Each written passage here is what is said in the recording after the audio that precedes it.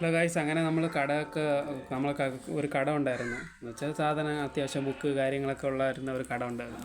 ആ കട അവസാനം നമുക്ക് ഇങ്ങനെ ഒതുക്കേണ്ടി വന്നു. നമ്മൾ ഇപ്പം അത് നോക്കാത്തതുകൊണ്ട് കണ്ടിന്യൂ ചെയ്യാത്തതിൻ്റെ പേരിൽ നമ്മൾ ആ കട എല്ലാം ഒതുക്കി. കുറേ ഇറൈസറൊക്കെ കിടപ്പുണ്ട്. ഇതൊക്കെ നിങ്ങൾക്ക് ഗീവായിട്ട് തരാൻ വേണ്ടിയിട്ടായിരുന്നു നിന്നത്, പക്ഷേ ഇല്ല, തരുന്നില്ല.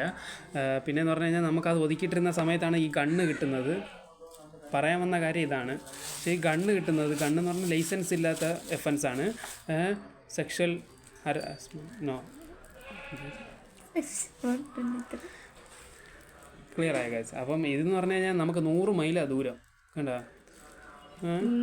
ഇവിടെ ഇത് പൊട്ടിച്ച് കഴിഞ്ഞാൽ വെപ്പൻസ് ഇവിടെ സൗണ്ടുകൾ കേട്ട് കഴിഞ്ഞാൽ ആൾക്കാർ മൊത്തത്തിൽ കേസ് കാര്യങ്ങളൊക്കെ വരും.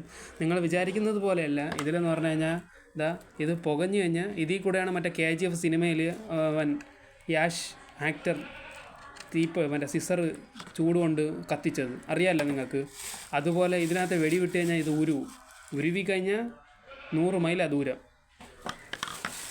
അതുകൊണ്ട് ഗായ്സ്, നിങ്ങൾക്ക് ഇപ്പോൾ ഞാൻ പറയാൻ വേണ്ടി വന്നതെന്ന് വെച്ച് കഴിഞ്ഞാൽ ഞാൻ ഈ വീഡിയോ ഇടുന്നത് നിങ്ങൾക്ക് എൻ്റെ പ്രേക്ഷകരെ കാണിക്കാൻ, എൻ്റെ ഫാൻസുകാരെ കാണിക്കാൻ വേണ്ടിയിട്ട് മാത്രമാണ്.